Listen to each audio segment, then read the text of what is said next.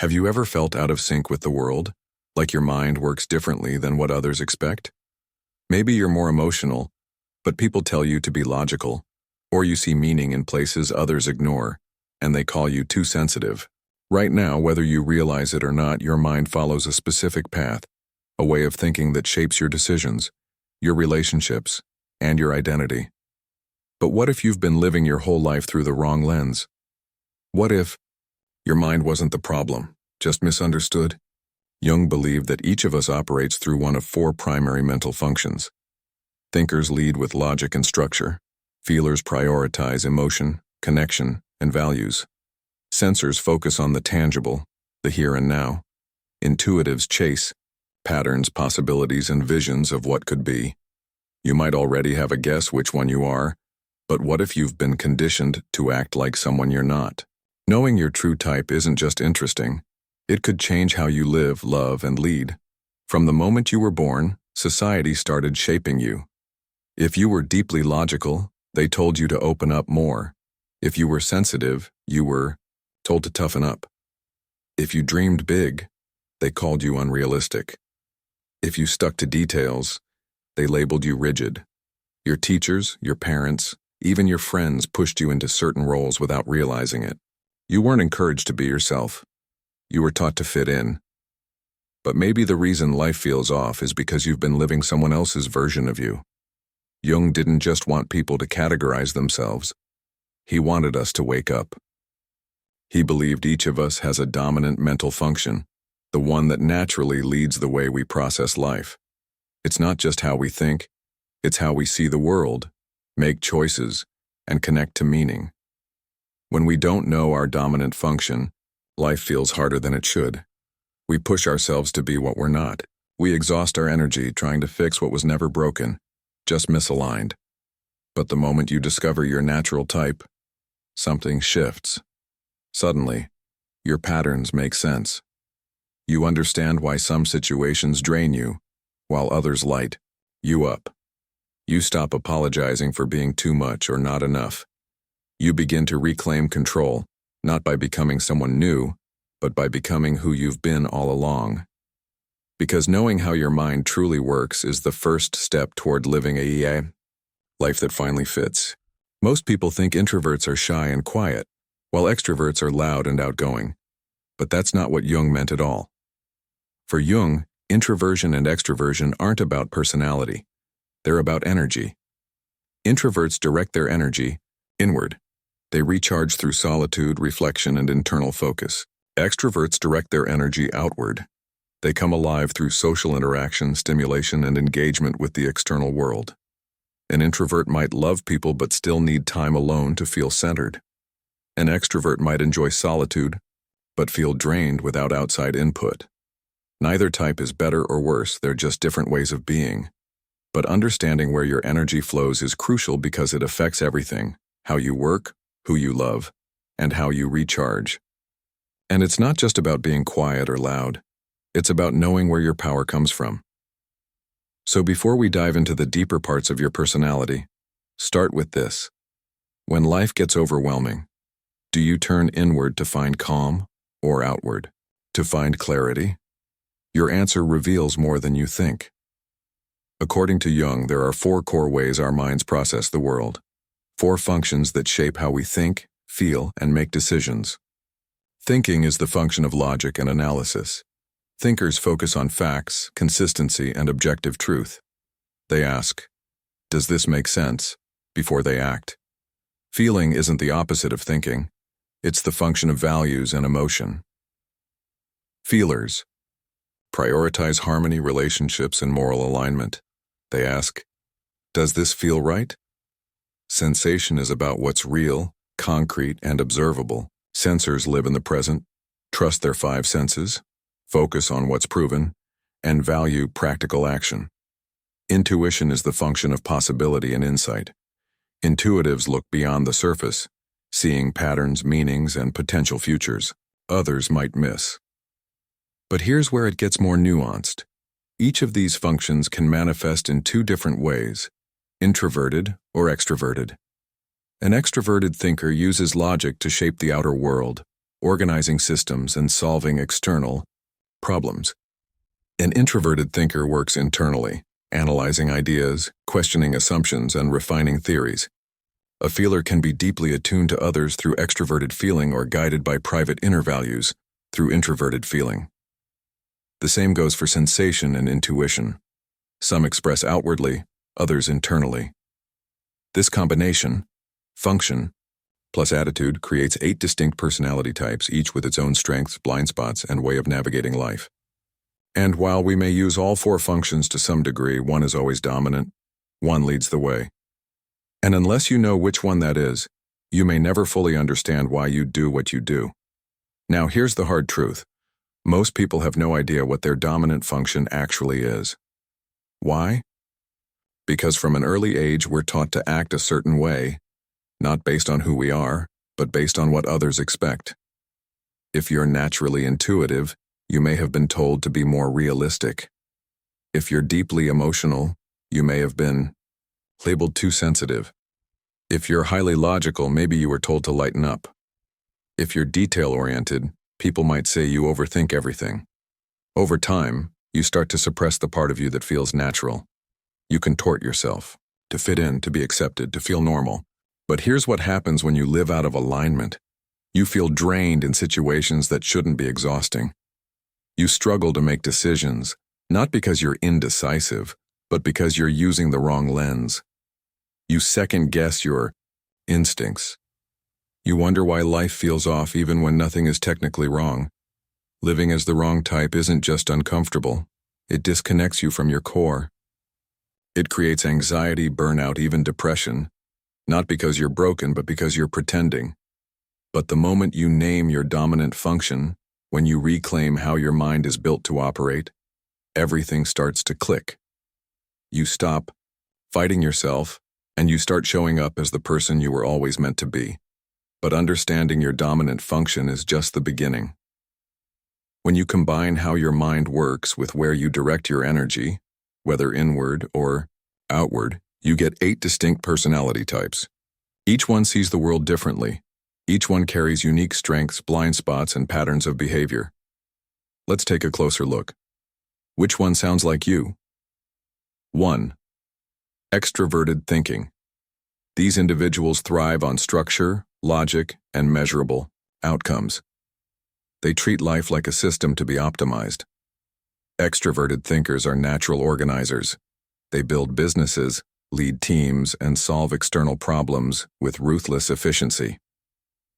Their minds operate like architects, always asking what's the most effective way to get from A to B.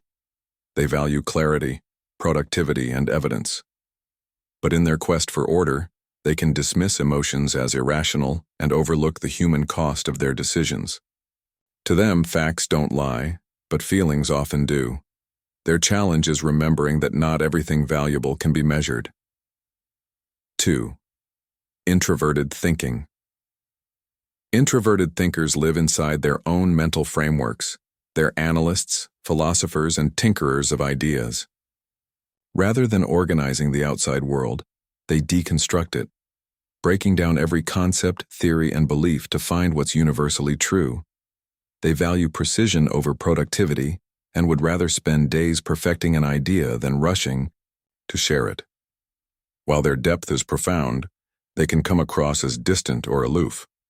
They may struggle to articulate insights that feel so clear internally. Their gift is clarity, but their challenge is connection, learning how to bring their inner genius into the outer world. 3.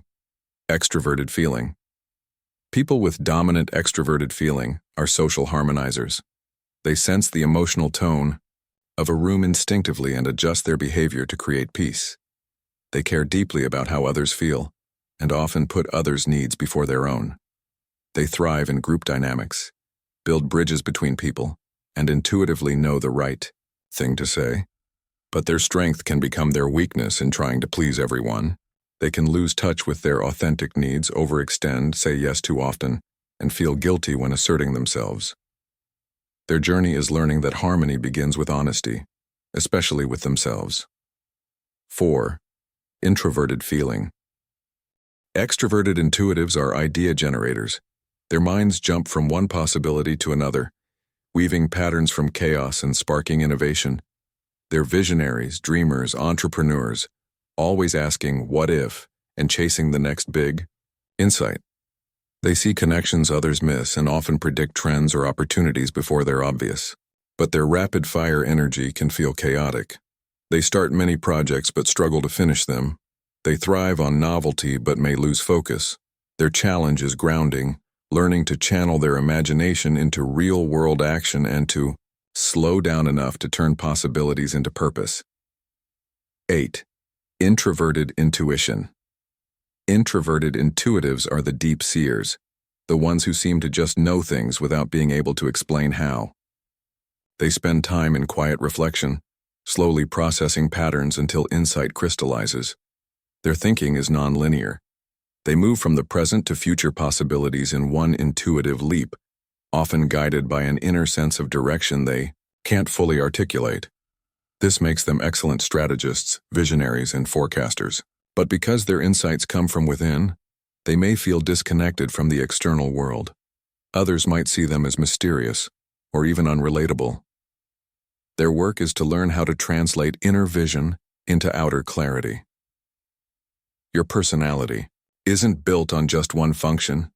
It's a full cast of characters, each with a role to play in the story of you. But only one takes the lead. Your dominant function is the protagonist. It's the part of your mind that feels most natural, most you. Whether it's thinking, feeling, sensing, or intuiting, this function leads your decisions, guides your perception, and shapes how you interact with the world. It likely developed early in your life and became the lens through which you filter everything. For example, if you're a dominant thinker, you'll instinctively evaluate situations through logic. If you're a dominant feeler, you'll weigh them through emotional truth and value alignment.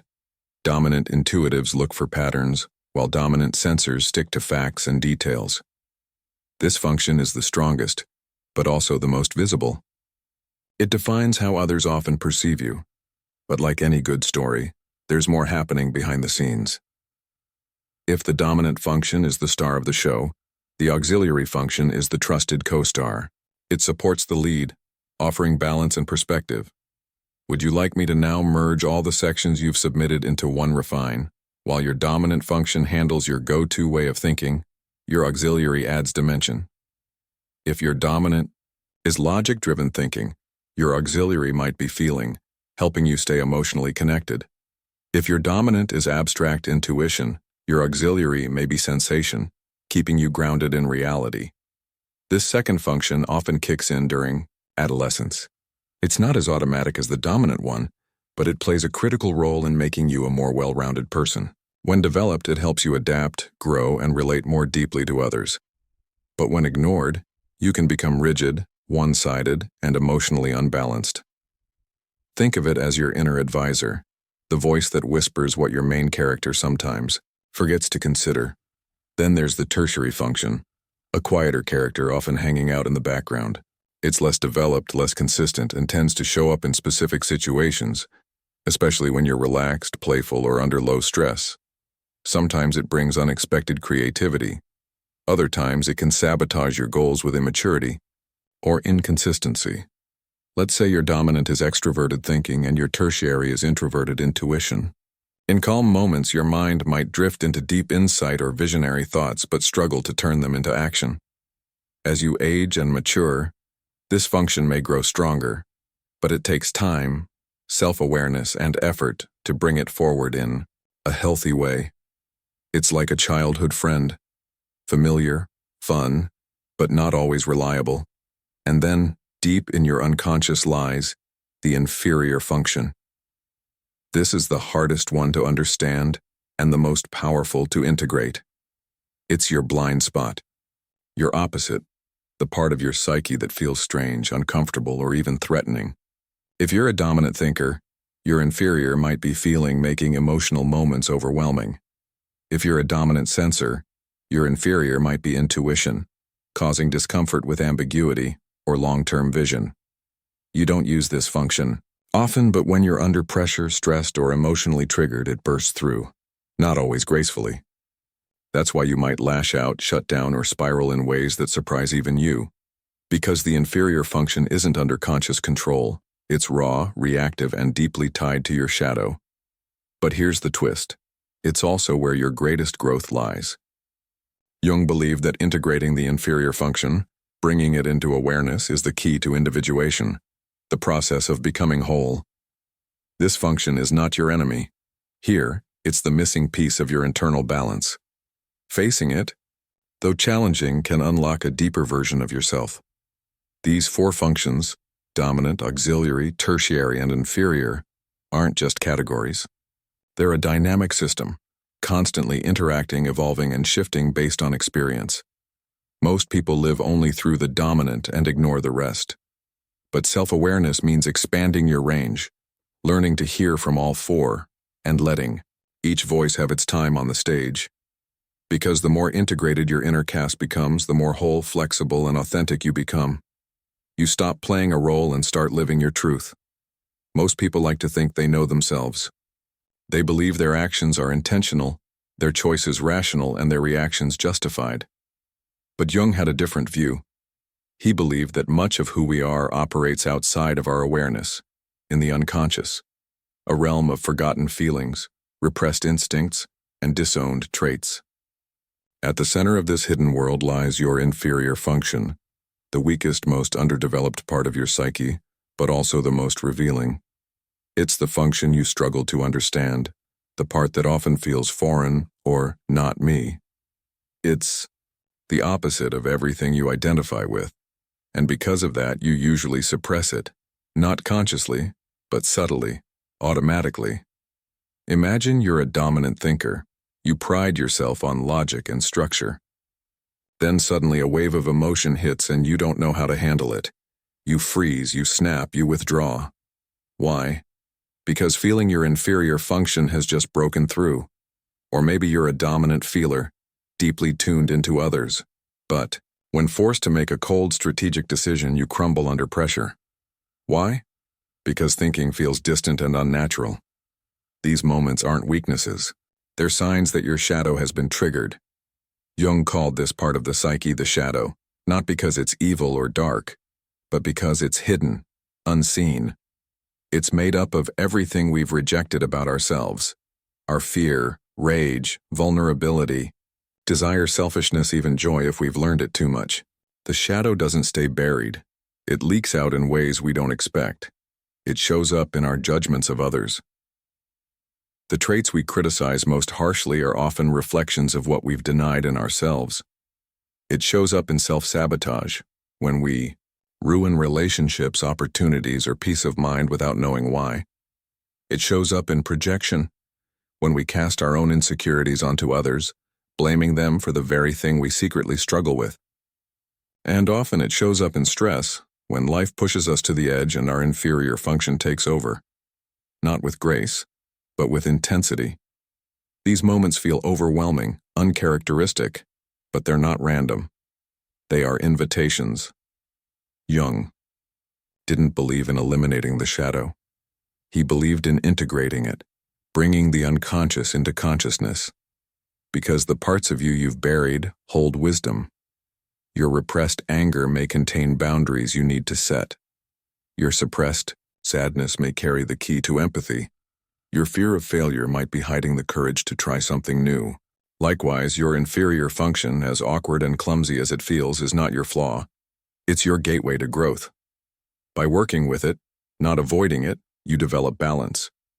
A dominant thinker who learns to access their feelings becomes not just smarter but wiser. A dominant sensor who embraces intuition becomes not just efficient but visionary. This work isn't easy.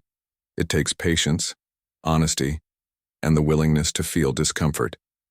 But it's worth it because what waits on the other side is wholeness. Carl Jung's theory isn't just a fascinating framework. It's a practical tool, a roadmap for navigating your real life with more clarity, compassion, and confidence. Let's start with relationships. Most conflicts aren't caused by bad intentions. They come from mismatched functions, two people trying to connect while literally seeing the world differently. A thinking type may struggle to validate a partner's emotions. A feeling type may take logical criticism as personal rejection. Without awareness, they assume the other is wrong. But with this framework, they begin to understand, oh, you're not broken. You're just built differently. This realization softens judgment. It opens space for empathy. Instead of reacting, we begin responding with awareness of both our own style and someone else's. Now think about career choices. If you're a dominant sensor, you might thrive in hands-on environments where details matter and routines are clear. If you're an intuitive, you'll feel stifled in repetitive roles but come alive in strategic or visionary work. Thinkers excel in systems and problem-solving. Feelers shine in counseling, teaching, or any field that values emotional intelligence. The same applies to teamwork. Great teams don't consist of one type. They thrive when diverse functions come together. The extroverted intuitive brings ideas. The introverted sensor keeps track of what's been done. The extroverted thinker creates the plan. The introverted feeler checks whether it aligns with core values. But without self-awareness, we clash. We mistake different strengths for personal flaws.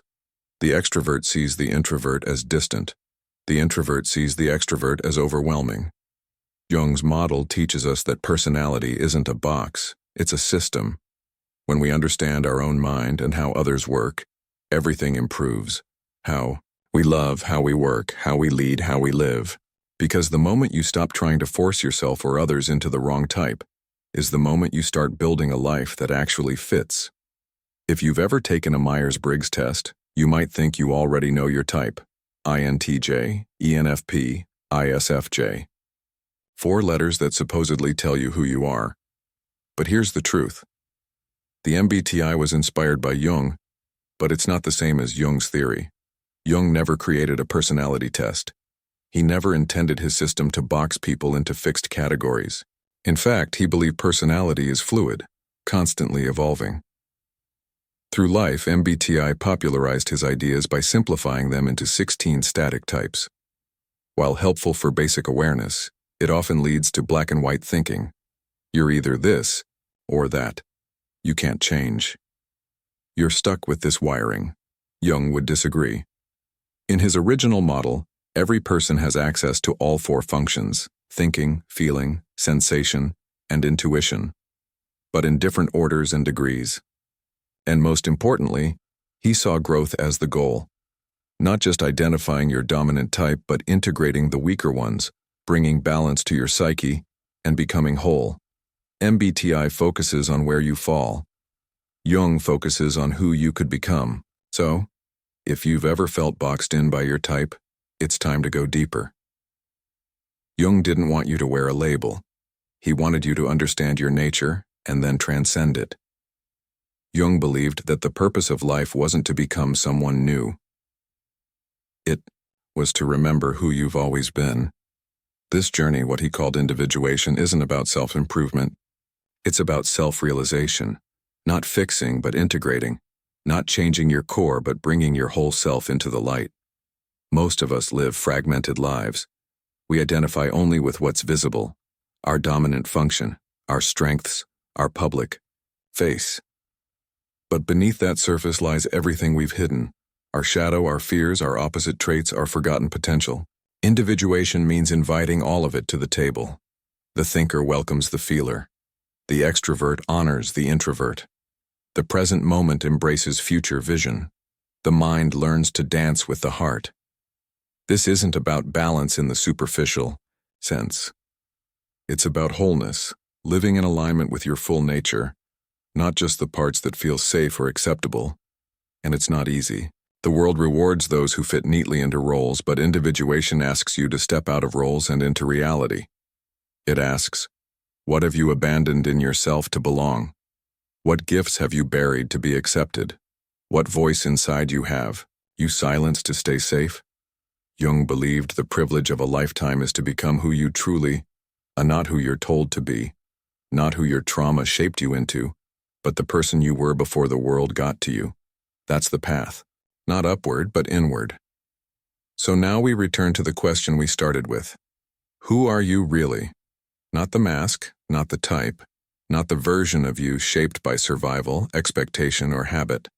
but the self that exists beneath it all. Maybe this video stirred something, a memory, a truth, a part of you that's been waiting to be seen. Don't ignore it. This isn't the end of a lesson, it's the beginning of a journey. One that will ask for your honesty, your patience, your courage, but you don't have to do it all at once. Start small. Notice your patterns. Pay attention to your reactions. Ask yourself not, who do I want to be, but who have I always been? Because the work of knowing yourself isn't selfish, it's sacred. If this resonated with you, consider subscribing, not for more content, but for more clarity, more insight, more of you.